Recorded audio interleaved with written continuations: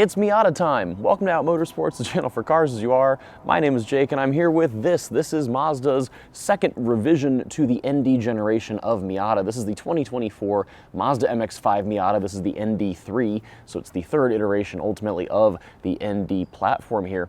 And I'm sitting next to the car at the back axle because some of the changes they've made are things you won't necessarily see. Yes, it's got a different infotainment system. Yes, it finally has Alexa for the four of you that wanted that. But they've made a couple changes that should make it better to drive. And obviously I care all about that, as do most of you watching this channel. So what did they do? Well, they did a couple things with the differential, mainly with its lockup behavior. So these cars all have a limited slip differential on the rear axle that helps send power to both wheels, not just the one with the least amount of rolling resistance. An open diff is useless for performance driving. It's bad in bad weather. And when you've got a rear-wheel drive sports car, you really need an LSD to help with all of those sorts of things. Now, historically, I have found the ND Miatas, especially the ND2s that I've driven a lot of, to be kind of twitchy. So the way the differential locks and unlocks has just been not to my taste, and it makes these cars not really what I want. These have always been accessible playthings for me, and when you start making them kind of twitchy, to me that takes some of the accessibility out of it. So Mazda revised the lockup strategy. Now these are fully mechanical differentials, there's no electronics controlling them at all, but they did make it so that there is a stronger lockup on deceleration and less lockup on acceleration. So what that means is you've got more stability entering a corner and less understeer when you accelerate and leave a corner. So that is what they are claiming they have done with this differential, and apparently it makes a big difference. Now, the other thing that they've done is revise the steering rack, which is up there at that axle, of course, it's not back here, but they have messed with the steering rack's calibration just a touch. They say they have reduced the internal friction of the steering rack, and that helps both give it better on-center feel. So when you're right there, just barely off-center, starting to turn in, it gives it better feel there. And then it also just gives you a little more precision as you load up those tires, again, entering a corner. So those are the two big things they did for 2024 mechanically that make this car allegedly quite different to drive. So we're gonna get out of the city onto some great back roads. It is peak fall foliage season. I am so excited to get out of town and just drive for a little bit, put some miles on something with the roof off. Now, Mazda did, of course, do some other cosmetic updates for the ND3, as you would expect. The first thing they did is they changed the wheel design, and this is a wheel design that I do not like. I have been talking with some friends about why I don't like it, and we finally came up with our theory in that when you've got a wheel that has these silver spokes, I want the spokes to all connect on the rim of the wheel. And in this case, this is a design trend that we're seeing more of, where the spokes kind of go off to nowhere into the tire. I think it looks kind of silly. So, not my favorite wheels. You can always buy different wheels, put different wheels on it, but regardless. Also, this paint color, this is called Aero Gray. This is new for 2024, and Mazda also has a new tan Napa leather seat. Now, this car is the Grand Touring, so it has both the Aero Gray paint and the tan Napa leather, and I don't like it as a color combination. I think they're both nice enough on their own. I have never ever once thought that gray paint with tan seats or silver paint with tan seats looked good, because it doesn't. It's very clashy. I don't care how much you tell me it's classic. It doesn't work. But individually, they're both very nice. If you really love this, then good for you. I just don't. I will say Mazda has some really great paint colors. They've got Soul Red that they've had forever. They have an OK Blue, and then now they've got this new red that's on the CX-90. They've got a copper on the CX-70. I really wish they would, with the Miatas, go back to some more fun. They don't have fun colors on these anymore. And go back to the NA and NB days where they had, you know, an M edition every year with some really amazing kind of jewel-toned, interesting paint color. Pair that to the tan Napa leather. Give me that. Soul Red only goes so far. I love it, but I don't know if I want a red car. So what else do we have? Can we get like a really pretty teal? Can we get a good purple? Can we get a good orange? They did the bright orange. What about a deeper orange? What about a yellow again? Like, give me something fun. So, point being, this is okay, but we're not here to talk cosmetics. We're not here to talk about anything other than, has this car become better to drive? Because the Miata is, you know, a perennial favorite among enthusiasts of all ages, generations, styles of driving. Whatever you do, Miata is always the answer if you fit. I don't fit 100%, but regardless, let me shove myself behind the driver's seat of this thing and let's hit the road. Well, let's talk about this new ND3 Miata. And you'll see I'm out on some beautiful back roads here in Northern Virginia. We are at like peak foliage color change time, and I mean, this is just a great way to spend part of my day, first of all.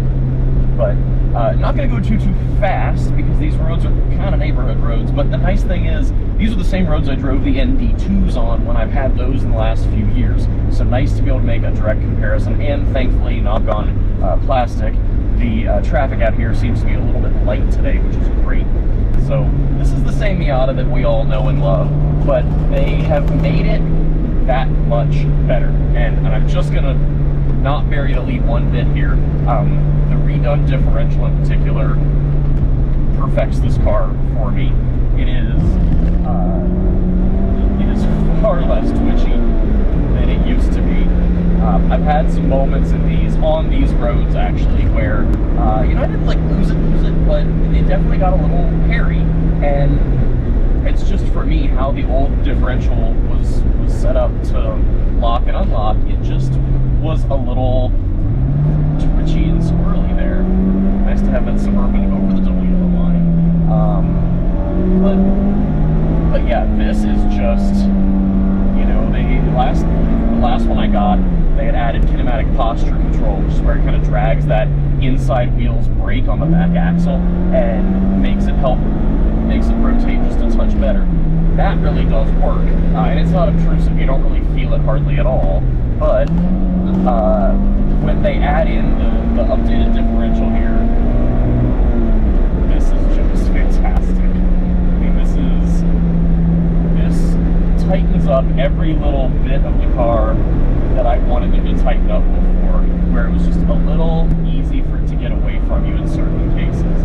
Well, I know they also said they tightened up the steering, changed some things there, gave it some better on-center feel. I think they did, but it's not the biggest noticeable difference there. I've always thought the steering in the ND was pretty good, pretty nice.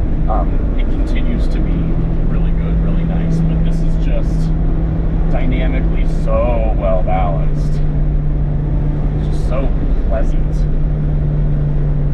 Even as you get light like that, that would have upset things a touch more. That kind of rise there where you really lighten the whole car. It just feels so good. All right, we get to the stop sign. Let's see where this stop's going to go. It's a TDI. Hello. They're going left. Excellent. Now, otherwise, this is just a Miata. It's an ND Miata, so 181 horsepower, like I mentioned, and a brilliant 6-speed, an easy clutch. Just kind of a nice car to play with.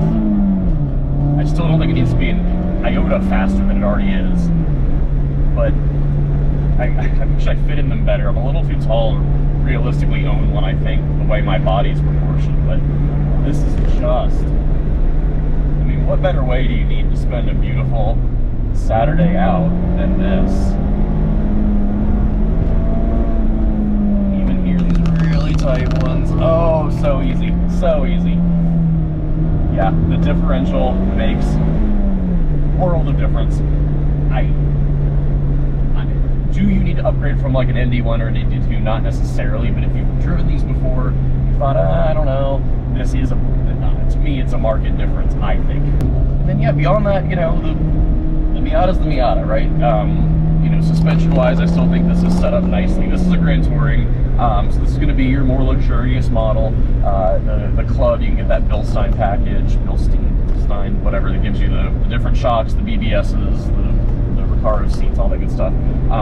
This is the more luxury-oriented line, and it's nice, it's comfy for what it is. I think for how short the wheelbase is, it rides nicely, while still being fairly precise here. It's well balanced, which I appreciate. It's down to clown, as I've been saying lately, but it is still comfy enough when you're not on roads like this. Brakes are also a good strong suit. They feel really nice. The initial light's good. The pedal travel, you know, feels good. It's very confidence inspiring. I really like the steering. Like I said, it's not the biggest change from last year's car. They did a couple tweaks. Do you notice it? Not nearly as much as the differential, but it does feel pretty good. Yeah, let's do it again.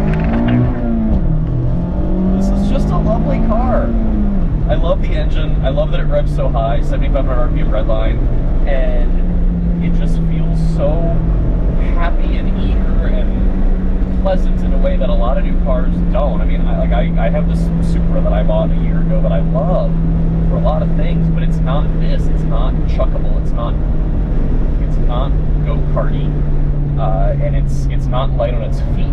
This is just so like two-finger steering, easy everywhere. And what are you doing delivery? And I just think it's so lovely for that. Other Miata things, you know, the engine is great, the gearbox is great, the clutch is easy. The ride, this one being the Grand Touring, is going to be a little softer, a little more buttoned up than like the Club with that the Bilstein package and the BBSs and the wheels and all that. It's going to be a little different than that, but still plenty happy to party, and you know, very. Excuse me. Thank you, pal. It's not going to get caught behind you. Yeah, it's a good mix of suspension setup. It's nice and balanced. The whole thing is just a delight. The brakes feel great. Nice initial bite. Very confidence-inspiring. Good pedal travel feel the whole way down. The whole car is just dynamically. I mean, these are just so lovely. That's all I have to say. The diff did do some great stuff to this. And then otherwise, with it being a Miata, like, here's the thing, I don't fit in it. I'm 6'1", and I'm like a pretty even mix of leg and torso. And for me, there's a lot. I'm kind of wedged in here. But do I fit enough to drive one? Yes. Do I fit enough to own one? I don't know. But you need to go see for yourself based on how leggy you are, how much torso you are, whatever. Because that really makes a difference. Otherwise, they did do the new infotainment screen, the 8.8-inch, and that is a nice touch. It looks, I think, a little better than the old one did. It's nicely integrated for what it is. And then I love that it kept all the physical controls, because this is an older design of Mazda, but they seem pretty intent on doing that even with their newer cars. So I hope that whatever they do for their next gen, it retains a lot of physical controls. I like how you've got a volume dial down here by your hands, by your fingertips, and then good steering wheel controls. Obviously great visibility. I still don't like the RF. I might be a little outspoken on this, but my dad owns an NC Power hardtop Miata, and that I think is the much better implementation of what the car can be. The RF this is not a convertible anymore, this is a target top, which, you know, okay, fine, but his car can be a full convertible, and then when it's up, it's a full folding metal roof. So I wish they had done that. This is a clever, neat, different thing. That's great, but it's not the same to me. But other than that, okay, so that was a little bumpy bit there. The suspension did fine. And I know I mentioned the visuals. I don't really love this color combination. I think silver and tan is just a clashy combo on any car, and I don't like the wheels, but those are, you know, personal preference things, and wheels you can always change up. But I think, you know, what they've got here is just so special, and where this leaves me, I know they just did this facelift, so this car's gonna run on the way it has been for another few years probably, but it just makes me wonder where the next generation will go, because I think they know, even as Mazda's trying to like push up market, I think they know that they can't mess with this too much, because this formula is so successful. I know they're not selling a ton of them, but it is their halo car, it's their brand image, you know. Everything is derived from Miata in the sense of Mazda is a brand now, because of this car for the last 30 some years, that has been known to be the handling company. You know, if you buy a CX-5, it will handle. If you buy a CX-90, it will handle. Yes, they're also you know, they're trying to be the luxury brand as well now, but their stuff has to be good to drive.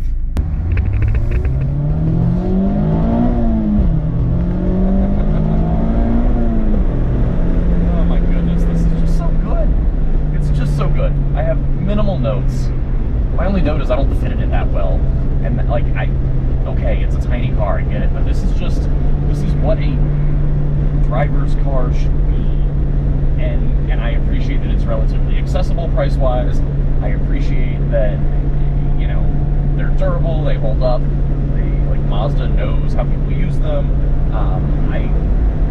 Yeah, these are just fabulous. And, you know, I never thought the Miata should be a twitchy, lift-off oversteer kind of gal, and to have the ND2s be that way was always just a little surprising to me, and not really disappointing, but kind of odd. And the fact that now they've got this, you know, the change in the differential behavior makes this just like kind of the perfect driver's car to me. I'm such a fan. Yeah, no notes. Love it.